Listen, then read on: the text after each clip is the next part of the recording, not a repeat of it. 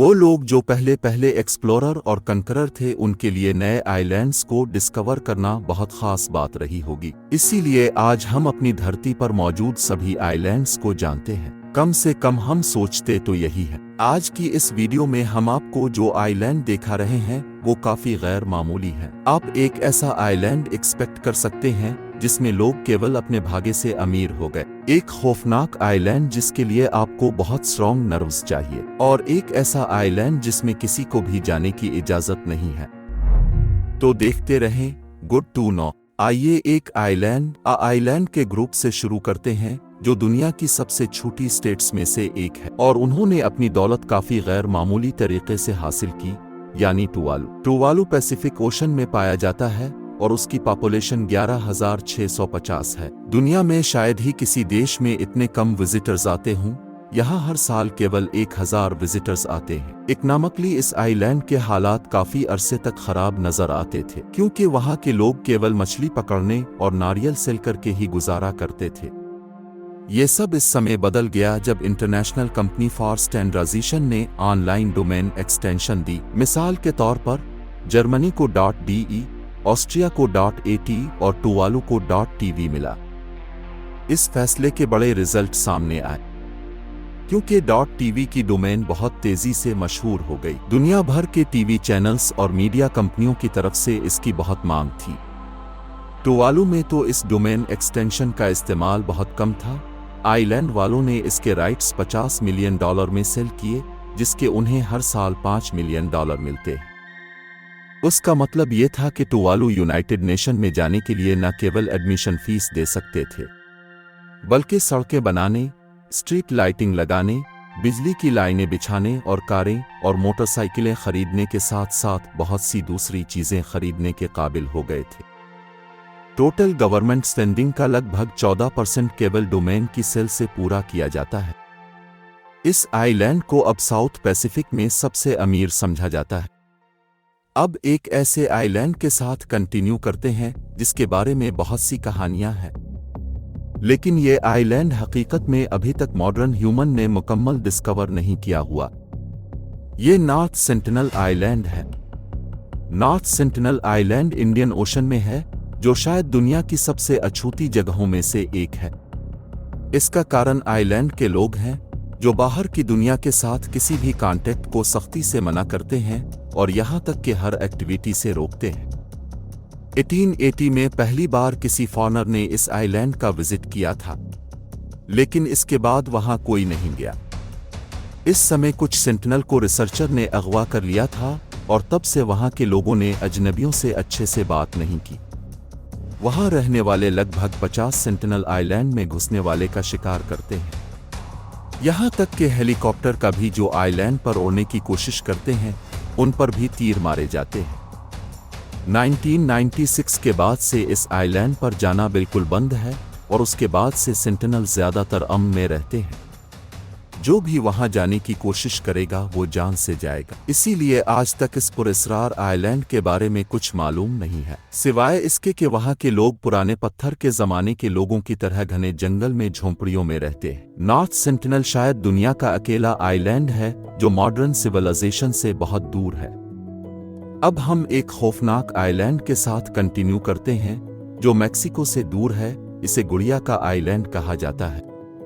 छोटे से आइलैंड पर सैकड़ों विकृत गुड़िया लटकी हुई हैं, जिनमें किसी की बाजू और टांगे नहीं हैं तो किसी की आंखें गायब हैं। जैसे ही आप इस आइलैंड पर कदम रखते हैं तो आपको ऐसा फील होता है जैसे आप किसी हॉरर फिल्म में हैं। 1951 में एक छोटी बच्ची के समंदर में डूबने के बाद उसे आइलैंड के अकेले नवासी मछेरे जूलियान सांताना बेरीरा को लड़की की लाश साहिल पर मिली। इसे लगने लगा कि लड़की का भूत इसे परेशान करता है। इसे लड़की की चीखें सुनाई देने लगी और इसे लगने लगा कि भूत ने इससे खिलौने मांगे हैं, जिस कारण मछेरे ने भूत को भगाने के लिए विकृत गुड़िया को दरख्तों पर लटकाना शुरू कर दिया। बेरीरा के आइलैंड पर लगभग 1000 गुड़िया लटकाने के बाद वो खुद 2001 में डूब गया। इस लड़की के 50 साल बाद और बिल्कुल इसी जगह जहां लड़की की मौत हुई थी। आजकल इस आइलैंड पर केवल टूरिस्ट आते हैं और लोकल नौजवान अपनी करेज के इम्तिहान के तौर पर इस पर रातें गुजारते हैं। जब दरख्तों में लगी गुड़िया हवा में हरकत करती हैं तो वो खूबसूरत आइलैंड को दुनिया के हॉरर आइलैंड में से एक बना देता है। हम इस आइलैंड के साथ कंटिन्यू करते हैं जहां से एक मशहूर ड्रेस अपना नाम लेता है, यानी bikini atoll. Bikini atoll Pacific ocean में पाया जाता है और इसे अमेरिका ने 1940 और 1950 में अपने न्यूक्लियर हथियारों के टेस्ट के लिए इस्तेमाल किया था। अमरीकियों ने आइलैंड के लोगों को अपने बमों की जांच के लिए यहां से शिफ्ट करने के बाद एक लंबे समय तक ये समझा जाता था कि लोग अब दोबारा यहां नहीं रह सकेंगे। बमों ने आइलैंड को प्लूट किया और लोगों के रहने के काबिल न छोड़ा। ये आइलैंड अब कोई रिस्ट्रिक्टेड एरिया नहीं है। आपको न केवल वहां विजिट करने की इजाजत है बल्कि कुछ लोग असल में यहां दोबारा रहते हैं।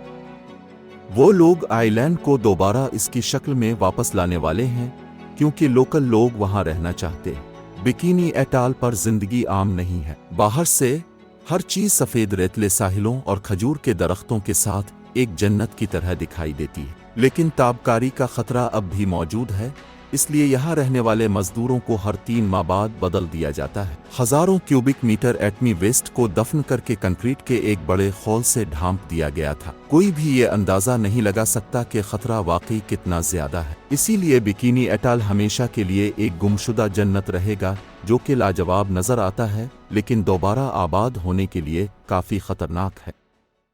अब आते हैं एक ऐसे आइलैंड की तरफ जहां हालात दूसरे आइलैंड के मुकाबले में काफी खुश थे। ये कोलंबिया में लव आइलैंड है, जिसे हकीकत में एक आइलैंड के तौर पर बताया जाता है। लव आइलैंड का लगभग 4000 फॉलोवर्स वाला यूट्यूब चैनल भी है। दुनिया भर से प्यार के प्यासे लोगों की हॉलीडे गुजारने के लिए एक जन्नत है।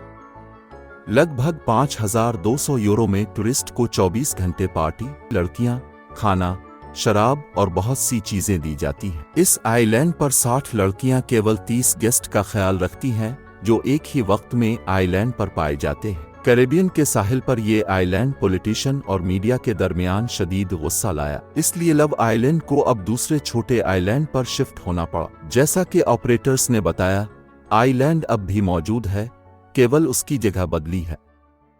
हम एक ऐसे आइलैंड के साथ कंटिन्यू करते हैं जो कभी मौजूद नहीं था, लेकिन अफसोस की बात यह है कि हकीकत में ऐसा हुआ।